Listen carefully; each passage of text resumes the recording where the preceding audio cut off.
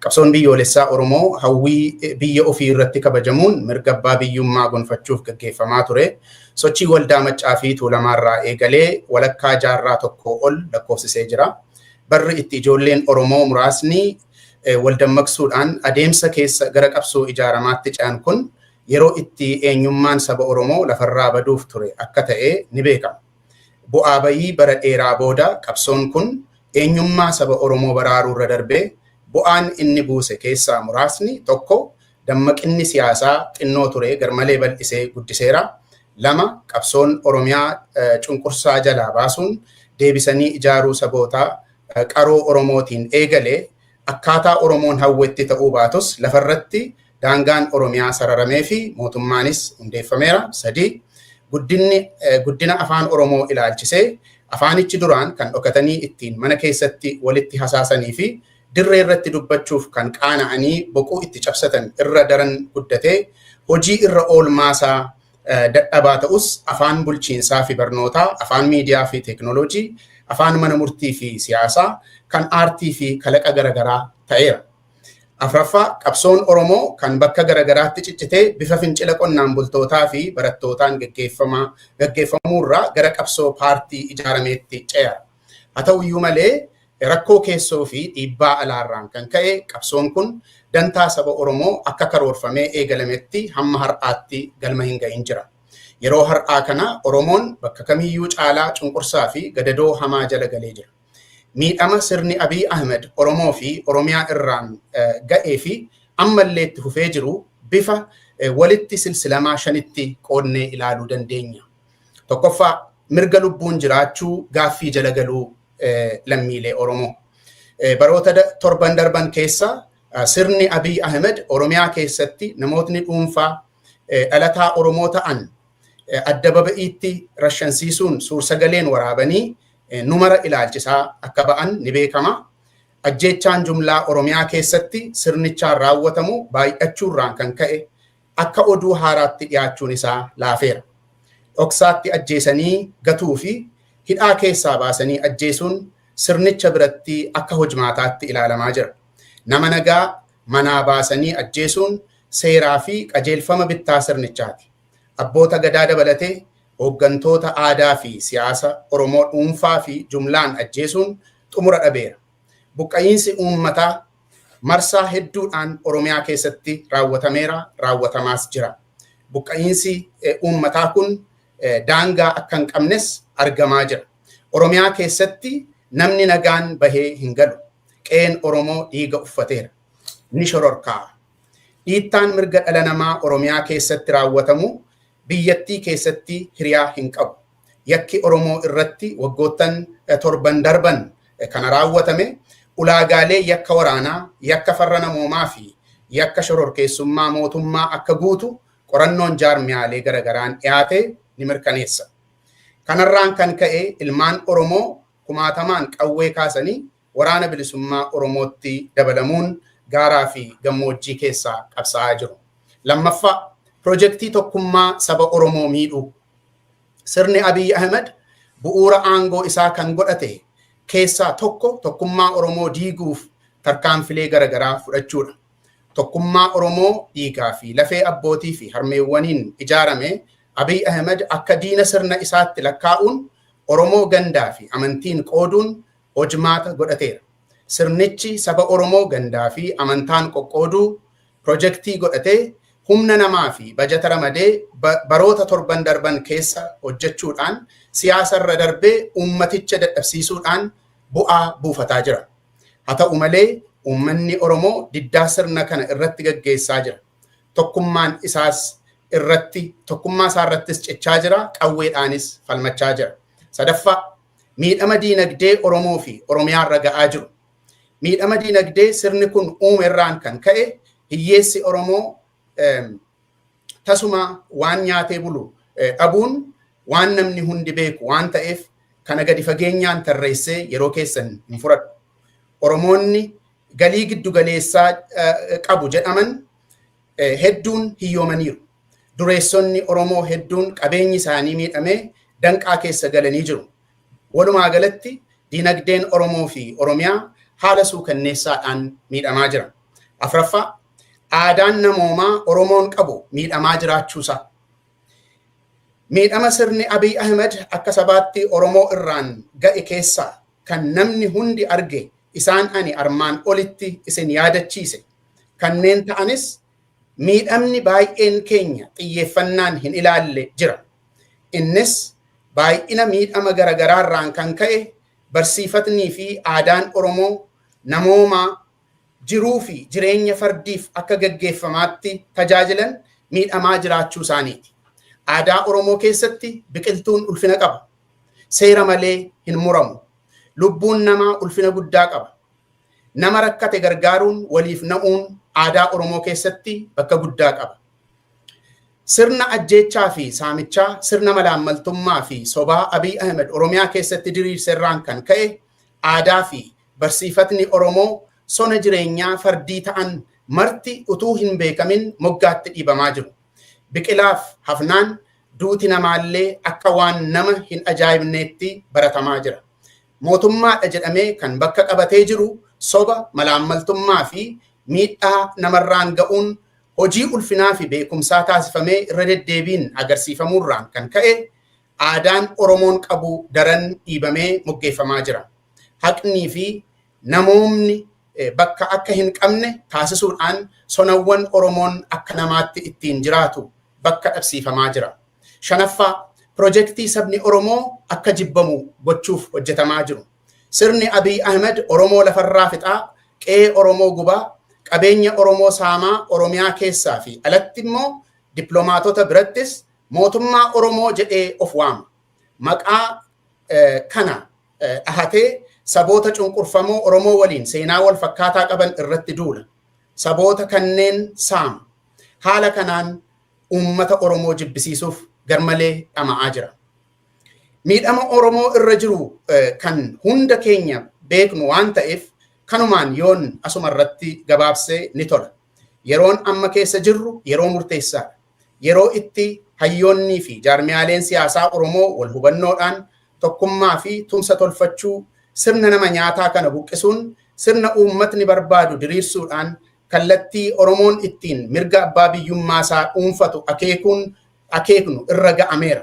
Kaayyoon waltajjii marii kanaas hayyootaa fi jaarmiyoota siyaasaa Oromoo gidduutti wal hubannoo fi tumsi akka jabaatu, kaayyoon isaas sirna Oromoo miidhaa jiruu fi ofiis bututee jiguuf deemu kanatti xumura gochuun uummata keenya tokkummaa isaa itichuuf yaada akeekuu fi kallattii agarsiisu akkasumas dantaa isaa kabachiisuun gara nagaa fi tasgabbii waaraatti geessuuf karaa akeekuudha. Walumaa galatti hawwii biyyoolessaa Oromoo ilaalcha keessa galchuudhaan tooftaa yeroo gabaabaa fi tarsiimoo yeroo dheeraa irratti wal mari'atanii karaa milkaa'ina qabsoo Oromoo saaquu fi daandii milkaa'ina sabichaa akeekuudha.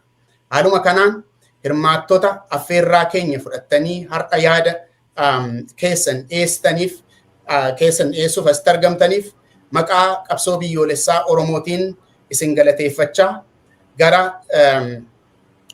haasaa tokkoon bakka bu'oota jaarmiyaaleetii fi hayyootaa fi hooggantoota siyaasaa Oromootti isin dabarsinaa. Galatoomaa. Ittaanaa baay'ee galatoomii. Amma kallattumaan gara haasawaa hayyootaa fi hooggantoota jaarmiyaalee siyaasaatti ceenaa. Bu'uuruma kanaan kan jalqaba dubbii nuuf taasisan Jaalxaa Abdii Abaaboo Woboo bakka bu'uudhaan kan nu gidduutti argaman isaaniin gara waltajjiitti affeera. Waltajjiin amma kan Jaalxaati. Jaalxaa dubbachuu dandeessu. Jalqaba warri waltajjii tana qopheessitanii galatoomaan jira.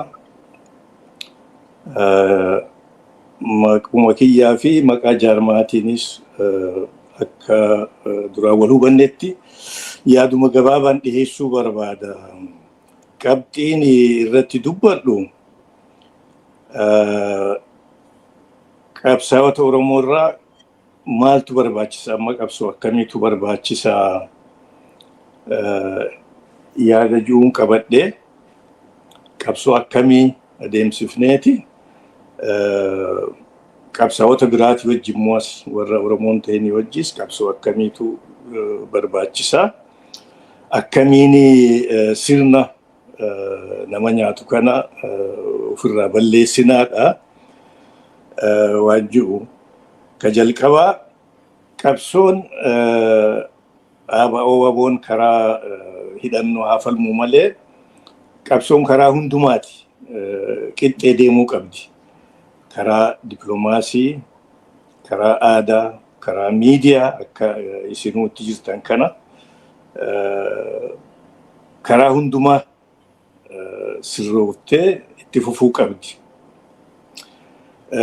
Keessattuu warri karaa nagaa hojjetu karaa nagaatti hojjenna jedhan qabsoo hidhannoo duukaa akka injifannoon dhihaatu taasisuuf cimuu qaban warri karaa nagaa hojjetus qooda guddaa qaban jechuufi akkasumatti maqaa qabatanii taa'uu miti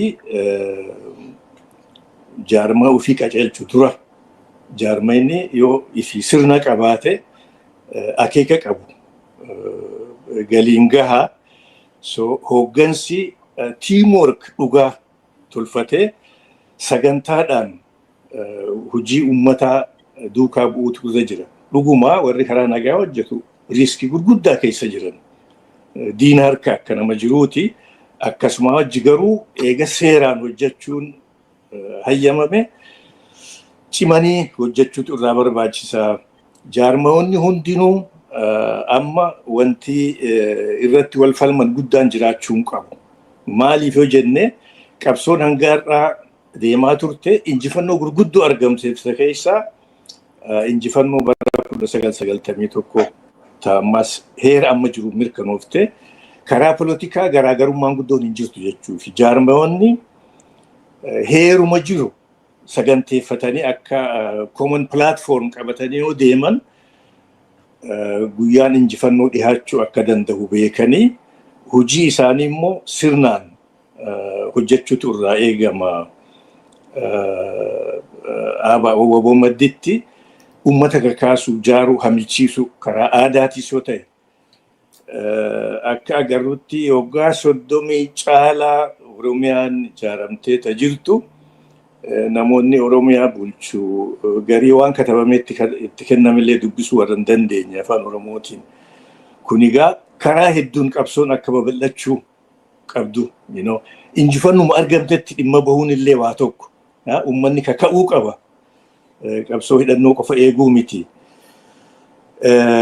karaa hariiroo ummatoota biraatii wajji jirtus muuxannoo dheertutu jira warri karaa nagaa hojjetus ABO keessatti gaafa ABO'n karaa politikaatis karaa hidhannootis falmaa ture irratti qabsoo ummatoota biraatii wajji muuxannoo dheertutu jira waan diiteelii keessa deemuun barbaachifne jalqabarraa gaafa ABO'n dhalaterraa qabaniiti ka odeeffannoo wal jijjiiruurraa qabee hanga walii wajji loluutti waliin hojjetamaa ture. Isaanii wajjis amma karaa politikaa rakkoon jirti natti hin fakkaattu. Maaliif injifannoon 1991 mirkanoofte heera amma jiruun gadhaabatte ummatoonni garaagaraa if bulchee akkatti waliin jiraatan mootummaa walii wajjis akkatti qooda fudhatanii ka lafa kaa'e kunigaa mirga hiree murannaa guutuu ummatoota garaagaraatiif waan akeekuuf kaayyotan irratti walii wajji hojjechuu salphaa ta'uu qaba. Hariiroo teenya haaromsinee yoo jaarmoota fakkaatu kan sirna dimokiraasiitti amananii wajjin hojjenne injifannoon akka dhihaatu taasisuu dandeenya. Injifannoon dhugumaa hawwiin hin dhuftu hojii cimtuu barbaaddi. Hojiin sun amma ka hojjetamuu qabdu. Hegereen amma ka hojjetamuu qabdu. Kana dura waan ta'erraa barachuu qabna. Amma jijjiirama bara 2018 ta'e jala gahuuf waan ture yaadachuu qabna. Jaarmoonni Oromoo warri maqaa qabsoo bilisummaa Oromootiin sossoohu waan keessa dabra yaadatanii sanirraa baruu irra jira. Wanti gaafas argame gariin naman gammachiisu. Jijjiiramaatu as deema jedhanii ni mul'ata ture jijjiiramni akka dhufu ni beeka namni hedduun.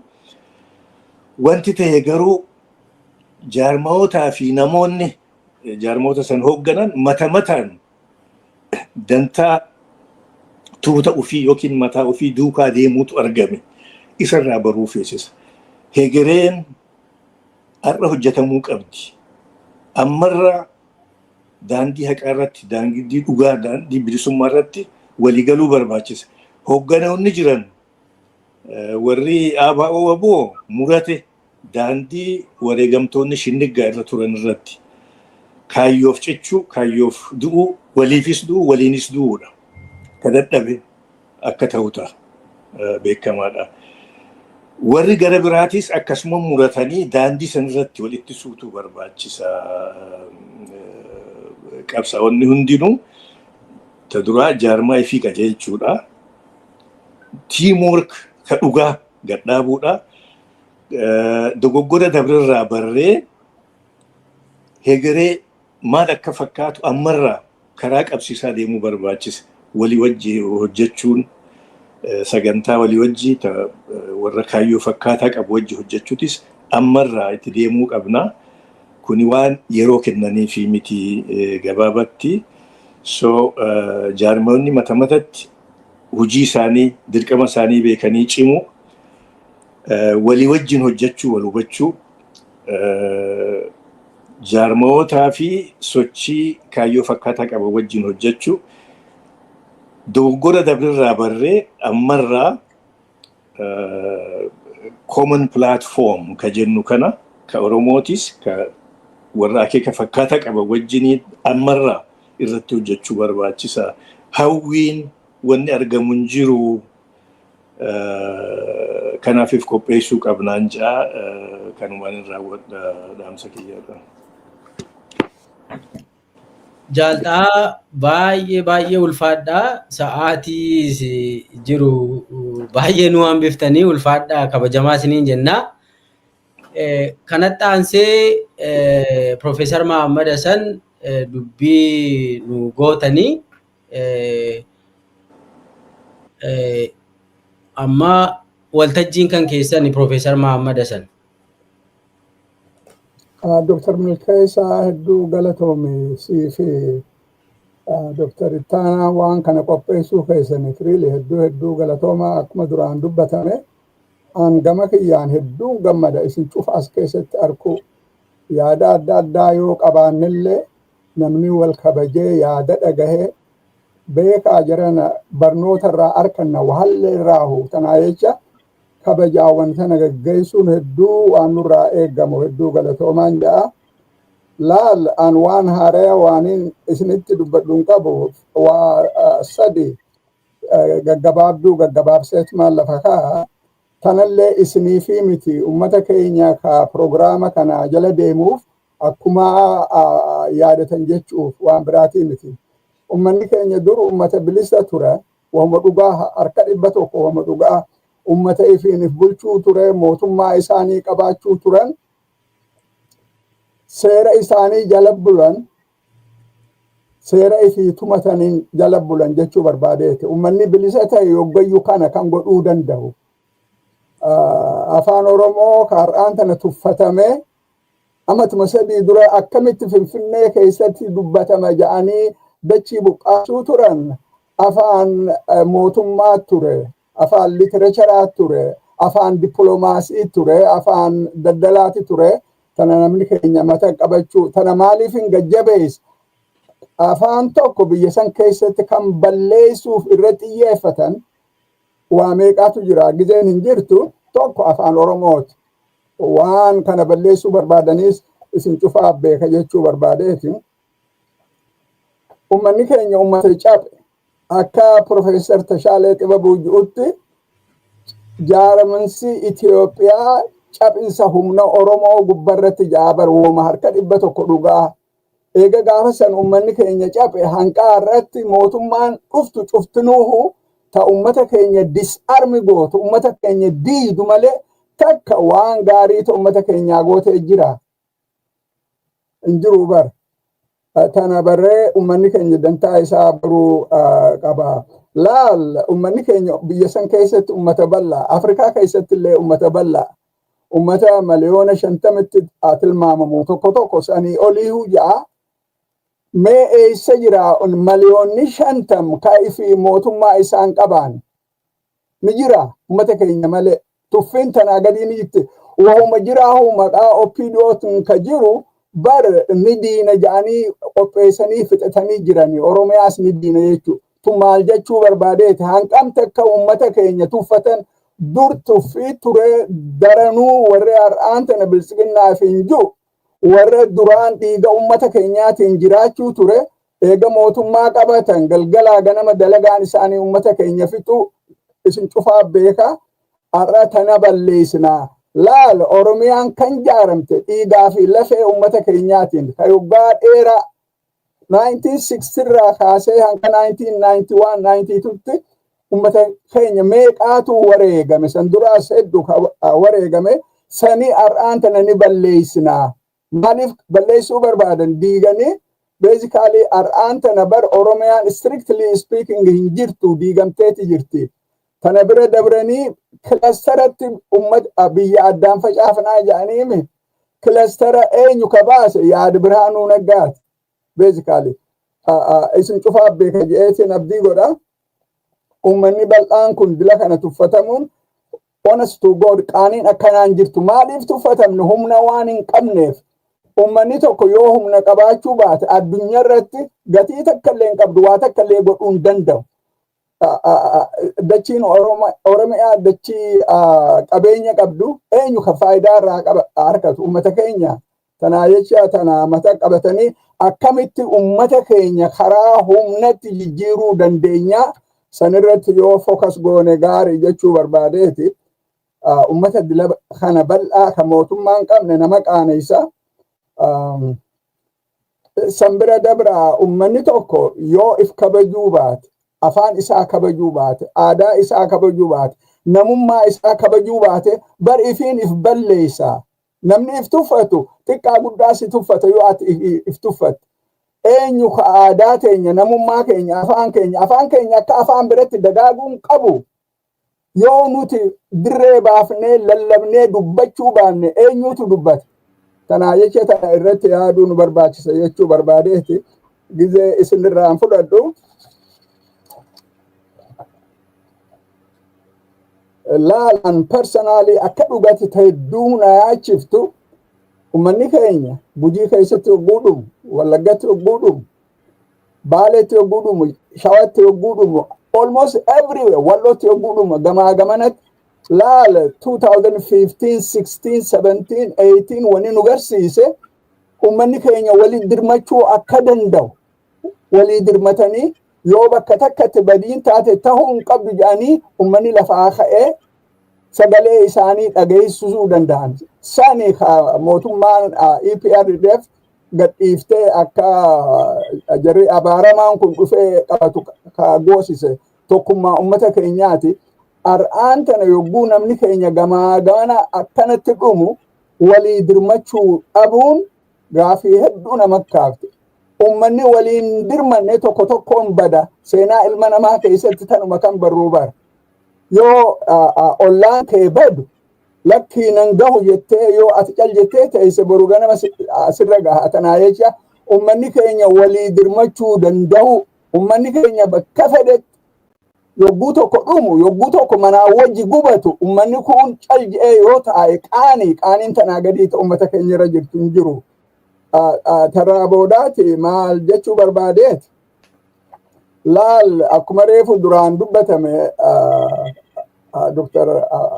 Ittaanaan je'e har'aan tana oolaan Oromiyaa keessa hanqa dandahanitti ala jiran waan dur qabaachuun turre har'aan tana gamaa gamana jiran an akka laalcha kiyyatti yaada kiyyaa beeka oolaan qabeenya ummata keenyaati wanni isaan wareegamaniif waa takka illeen hin jiru beelaan qaxxaamaa dheebu'uun madaawaa du'aa ummanni Oromoo hiree ifiin murteeffachuu qabaata jechuurraa takaati gartee dhugumatti waan nama boonsaati tanaa jecha karaa dandeenyu keessaa biyya keessatti ummanni keenya oolaa maddii akka dhaabbatu waan dirree bahaa jiru. Tanaaf isaan akkatti ajjeesaa jiranii bar afaanii baasee Faqaaduu Tasammaa yoo ilmi waboo keessa jiraate haadhaa fi abbaan hidhamu san bira dabree ajjeefamuu qaban jedhaniiti diskas godhanii uummata irra bobbahaniimi. Tanaaf manaa wajji gubaniimi gartee. Tanaa jecha oolaa maddii dhaabbachuun akka laalcha kiyyatti kun yaada kiyya jedhan. Investimentii uummata keenyaa guddaa tokko gama kiyyaan. Dhugumatti hegeree uummata keenyaa namni yaadu. Uummanni keenya akka uummatatti jiraachuu qaba. Mootummaa isaa qabaachuu qaba. Abbaa qabeenyaa tahee jiraachuu qaba. Namni je'ee yaadu laal yoo humna qabaatte malee wanni kanaatun takkallee tahuu hin dandeessu. Keessaahuu biyya dimokiraasii waan taatin beeyne keessatti biyya humnarra ijaaramte. Har'allee humnumaan nama bulchaa jirtu ta'a keessatti ummanni keenya humna tahuu barbaachisa. Oolaan humna san tahee bahaa jira maddii dhaabbachuu nu barbaachisa jechuu barbaadeetti. Fixaadde obboleessa kee.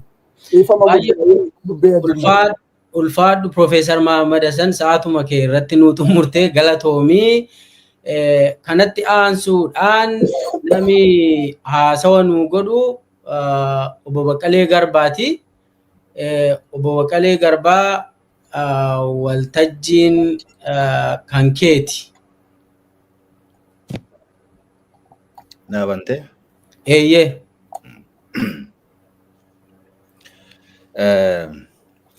Duraan dursee namoonni waltajjii kana qopheessitan galatoomaa jechuun barbaada. Guyyaan kun guyyaa seena qabeessa jedheetiin amanaa. Guyyaan kun bu'aa bayii facaatii miidhama abdii kutannaa fi barnoota guddaa booda deebi'ee kan argamedha. Abbootiin keenya qabsoo bara dheeraa gaggeessaniin saba keenya tokkeessanii daangaa keenya sararanii afaan keenya dandamachiisanii aadaa keenya kunuunsanii sabboonummaa nutti horanii imaanaa nutti dabarsanii jiru. Qabsoon yeroo adda addaatti gaggeeffame gulantaadhaan bu'aa argamsiisee as ga'ee jira. Jijjiirama bara 1991 hordofee dhufeen guutumaan guutuutti abbaan biyyummaa keenya mirkanaawee hooggantoota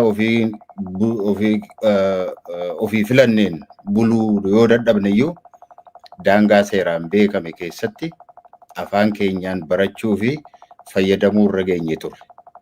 Gaaffileen saba keenyaa kanneen hafan deebii ni argatu jennee osoo eegnu cunqursaan daranuu hammaatee qabsoo bifa haarawaan gaggeeffameen sirnichi kufuu danda'ee jira.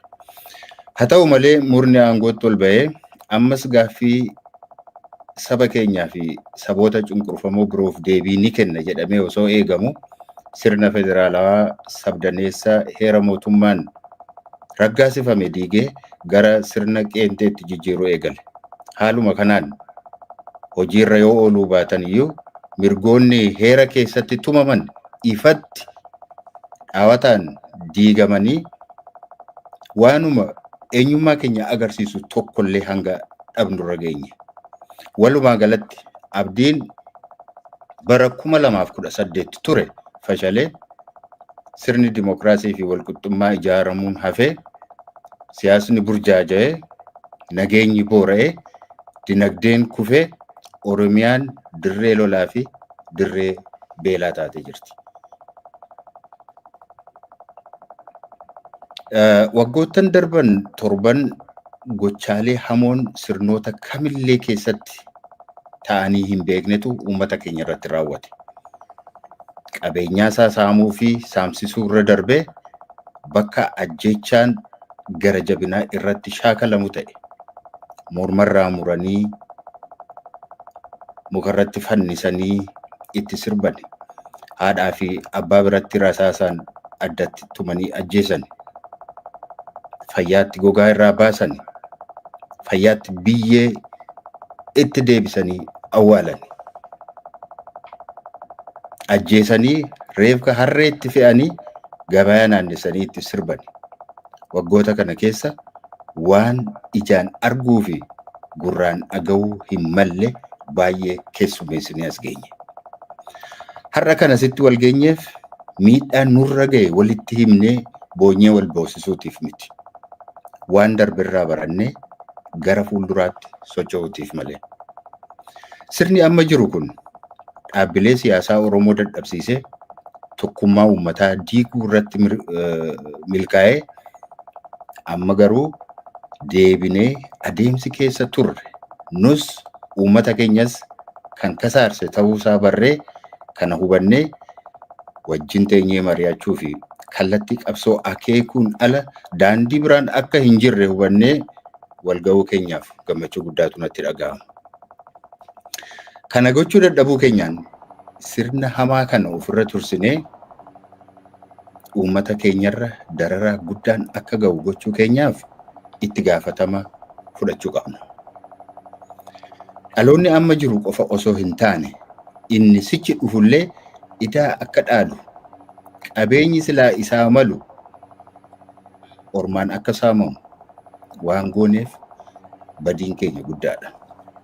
Abbootiin keenya wareegama lubbuu itti kafalanii bu'aa qabsoo isaan nu biraan gahan ofittummaa waliigaltee dhabuu fi of tuulummaa keenyarraan kan ka'e tikfachuu dadhabnee tokko tokkoon sharafamee nu harkaa bahuu gochuu keenyaatiif dhiifama gaafachuu qabna.